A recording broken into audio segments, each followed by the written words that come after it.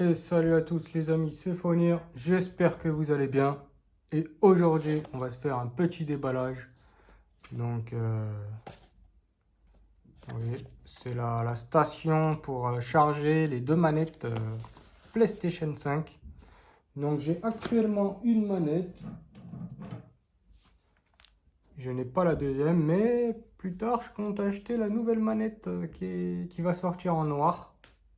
Donc ça sera intéressant de voir la différence entre la manette blanche et noire. Et peut-être que j'achèterai aussi, on verra, le truc pour la PlayStation, quoi. Comme ça, elle sera noire, hein. Bon, après, je vous cache pas qu'au début, je la préférais en noir qu'en blanche. Mais une fois que je l'ai eue, bah, franchement, ça me dérangeait pas, quoi. J'aime bien le blanc, finalement. Bon, après, c'est clair que c'est mis en noir, mais franchement, ça fait stylé en blanche. Là, puis même quand il y a des traces noires, vous voyez, bah, au moins on voit vraiment si elle est sale ou pas. Et on la nettoie directement, quoi. Alors qu'une manette noire, on a tendance à ne pas la nettoyer. Donc, on l'ouvre. Je vous fais un petit unboxing là. J'ai déjà juste ouvert vite fait, hein, sans le tester. C'était juste pour voir s'il y avait le chargeur. Parce que s'il n'y avait pas de chargeur. D'ailleurs, j'ai regardé. Bah là, il n'y a rien dedans. Ça a l'air d'être vide. Ouais, il n'y a rien. Ouais, c'est juste pour le maintien, je pense. Ouais, s'il n'y avait pas de chargeur, j'ai regardé vite fait des vidéos sur YouTube parce que c'est important d'avoir un chargeur quand même. Parce que moi, en fait, je chargeais la manette avec le câble, hein, le câble qui est fourni. Sauf que le problème, c'est que le chargeur d'iPhone, en fait, vous voyez, j'ai un chargeur iPhone. L'ancien chargeur, bah, je m'en sers en fait pour charger autre chose. Et c'est vrai que c'est un peu embêtant. Du coup, soit j'achetais un chargeur, un autre chargeur, parce que j'ai vendu mon ancien iPhone 6S avec un chargeur, justement. J'aurais pu l'enlever, mais le propriétaire, le nouveau propriétaire a voulu avoir le chargeur aussi avec. Et en fait, j'aurais pu garder les deux chargeurs, mais vu que j'en avais déjà un, je me suis dit, j'aurais des nouveaux chargeurs pour mon nouvel iPhone 12 mini. Et le problème, c'est que c'est des chargeurs, mais avec USB-C, vous voyez. Donc, c'est pas possible de charger la manette avec. Malheureusement, la manette est USB-C, hein. Vous voyez, vous pouvez la brancher là. Mais, ça, bah, ça va pas sur la manette. Vous voyez, c'est là où on la branche en USB-C. Et ça, c'est en USB normal. Ils auraient dû le faire en USB type C en fait. Parce qu'en plus, il y a des ports USB type C sur la PlayStation. Du coup, j'aurais pu utiliser le chargeur, celui-ci. Bon, après, je sais pas si ça aurait été bon pour la manette. Parce que c'est un chargeur en fait à charge rapide. Et donc, ça peut exploser, enfin, bousiller la batterie, quoi. J'ai l'impression que ça me bousille un peu déjà la batterie de mon iPhone, là. Je sais pas si ça vient de ça ou si c'est parce que j'utilise trop. Mais je suis déjà à 92% de batterie, hein, sur l'iPhone 12 mini. Alors que ça fait pas longtemps que je l'ai eu. Donc je sais pas si ça vient de ce chargeur. Peut-être que ça donne trop de puissance.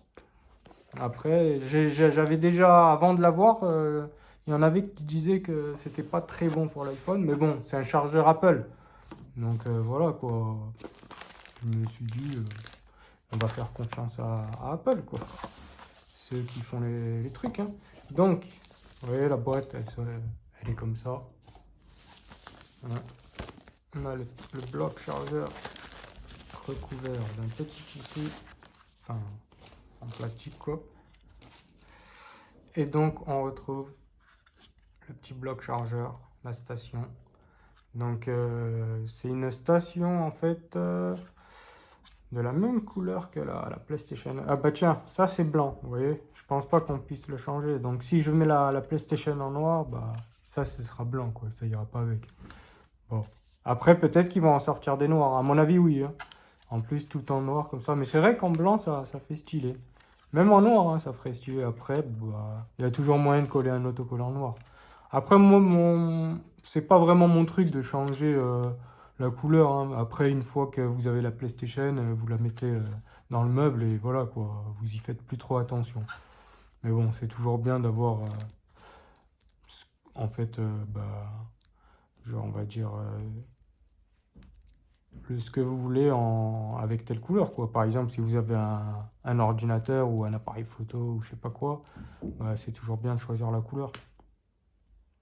Après, vous voyez le fil là.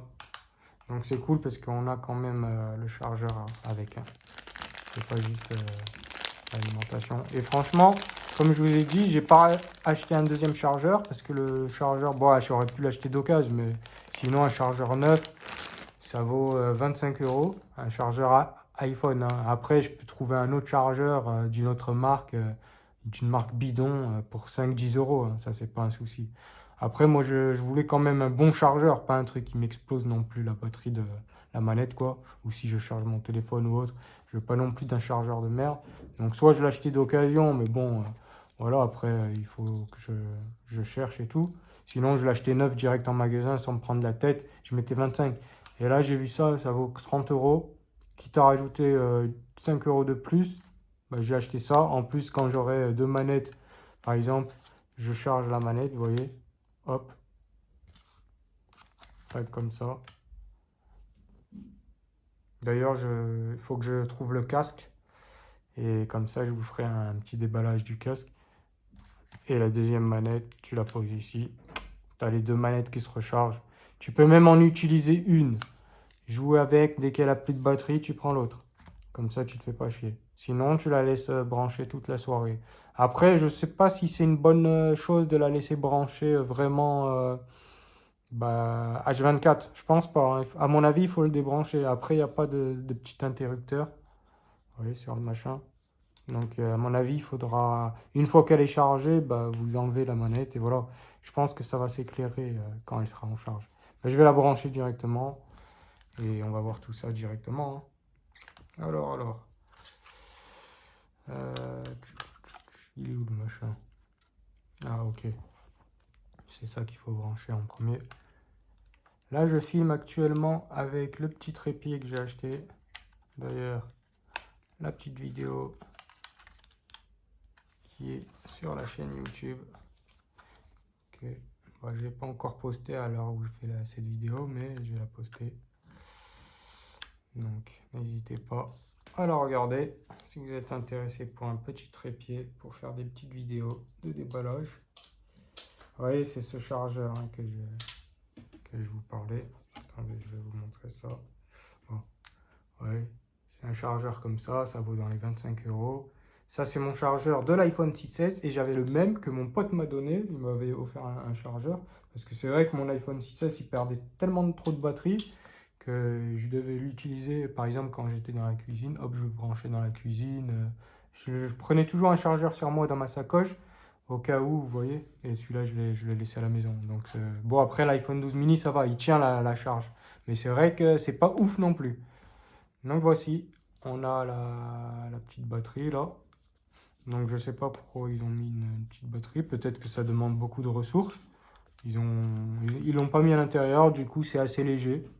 Bon après c'est pas embêtant hein, d'avoir ça. Vous le mettez, vous le posez par terre, n'importe où. Et là on va charger la petite manette. Vous voyez. Attendez. Ah non, c'est de l'autre côté.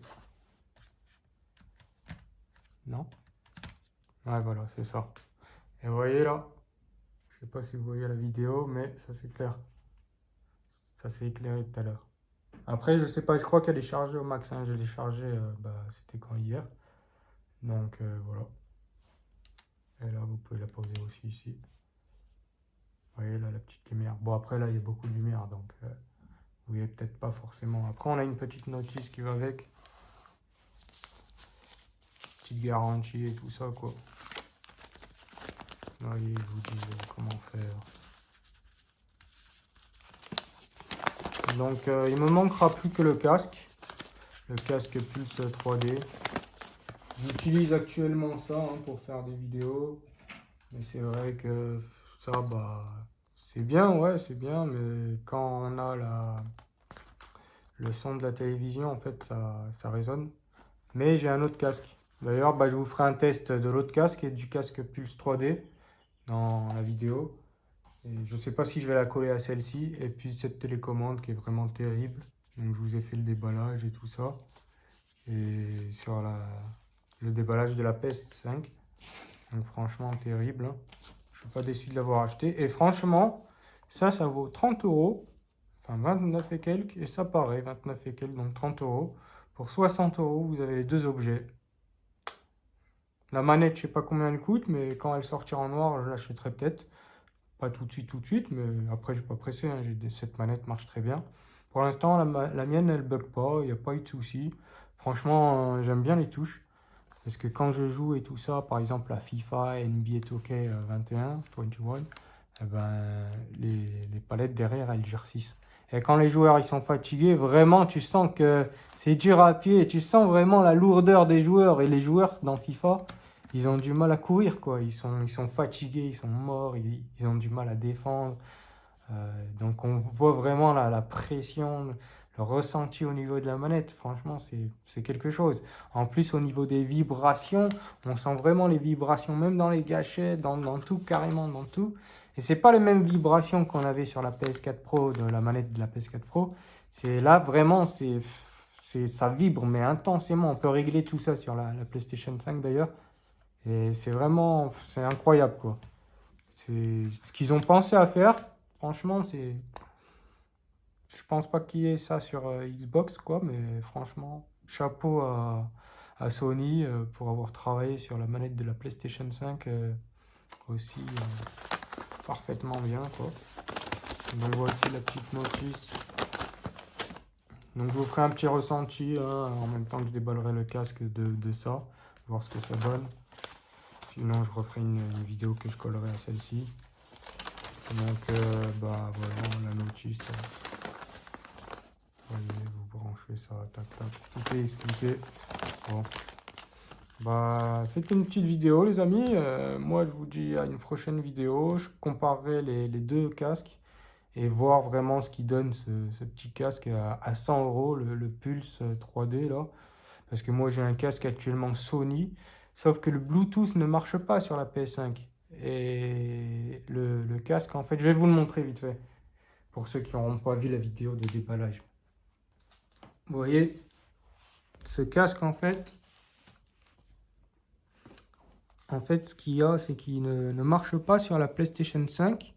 Mais, j'arrive à le brancher sur ma nouvelle télé LG CX en Bluetooth. Donc, c'est nickel. C'est pour ça que j'ai pas acheté le casque Pulse 3D directement. Bon, maintenant, je galère à le trouver en magasin.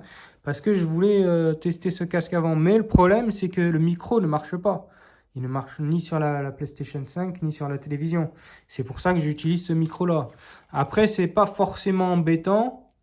Franchement, ça peut le faire. C'est juste que le micro, il faut toujours que je le branche à la manette. Vous voyez?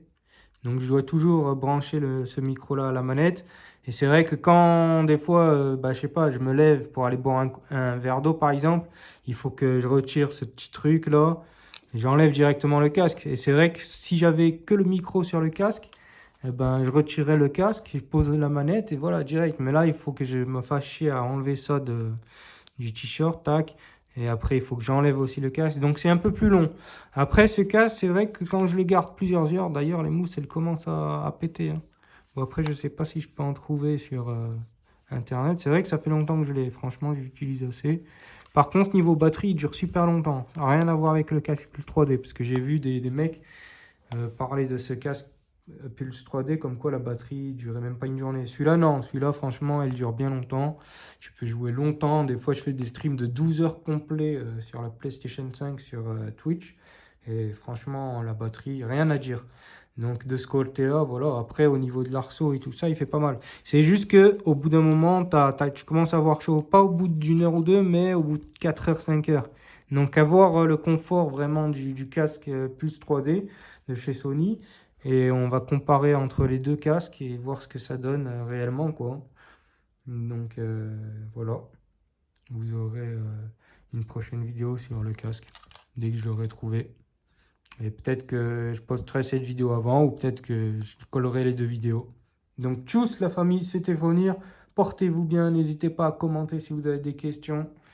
Et je serai là pour vous répondre. Et puis moi, je vous dis à la prochaine hein, pour un feature déballage du casque Pulse 3D de chez Sony. Petit aperçu, donc c'est branché à la prise secteur avec les petits jeux PS5 qui vont avec et la petite télécommande. J'ai mis le petit bloc chargeur juste derrière. Franchement, terrible. Il n'y a rien à dire. Petite carte de Red Dead Redemption 2 et GTA 5. D'ailleurs, le 21 novembre, il me semble que c'est GTA 5 sur PS5, le nouveau. Donc ce sera le même mais en amélioré. Donc j'ai très hâte d'y jouer. Et voilà. Donc voici mon petit ressenti les amis après quelques jours. Donc je laisse brancher la manette sur le socle, le bloc chargeur, et une fois qu'elle a fini de charger, bah, les petites LED s'éteignent. Et derrière il y a une petite batterie, bah, ça chauffe pas, j'ai pas vu d'anomalie ou quoi que ce soit d'autre. Pareil pour la manette, j'ai pas senti de chauffe, donc en général c'est fait pour être laissé poser comme ça sur le socle. En plus si vous en avez deux, bah, c'est un peu chiant de les enlever tout le temps. Bon moi ça m'arrive de l'enlever par précaution, mais je pense qu'il n'y a pas de souci à la laisser, hein. Donc franchement, pour le prix, pour 30 euros, ça vaut le coup. Pareil pour la petite télécommande, j'en suis entièrement satisfait. Elle est fournie avec 2 piles et voilà quoi. Donc, que dire de plus? Ben, moi, je vous dis à une prochaine vidéo. J'espère que je déballerai prochainement le petit casque Pulse 3D de chez Sony pour la PS5. Pour l'instant, j'ai mon petit casque Sony qui fait l'affaire. Je le branche sur ma télévision en Bluetooth avec les petits écouteurs de la PS4 Pro. Et j'arrive à bien streamer avec. Donc voilà. Moi, je vous dis à une prochaine, les amis. Peace. Et portez-vous bien et c'était Fonir. Tchuss!